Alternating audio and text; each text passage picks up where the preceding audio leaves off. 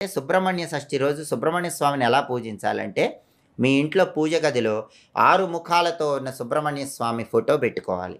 ఆ ఫోటో దగ్గర ప్రమిదలో నువ్వుల నూనె పోసి, ఆయన 6 ముఖాలకు సంకేతంగా 6 ఒత్తులు విడిగా వేసి దీపం పెట్టాలి.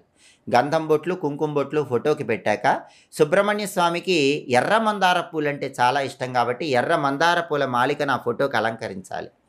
ఎర్ర మందార పూలు దొరక్కపోతే ఎరుపు రంగు పుష్పాలు ఏవైనా సుబ్రహ్మణ్యుడికి ఇష్టం కాబట్టి ఎర్రటి పుష్పాలతో సుబ్రహ్మణ్యుని పూజిస్తూ ఓం సాం శరవణ భవ అనే మంత్రం వీలైనన్ని సార్లు చదువుకోండి.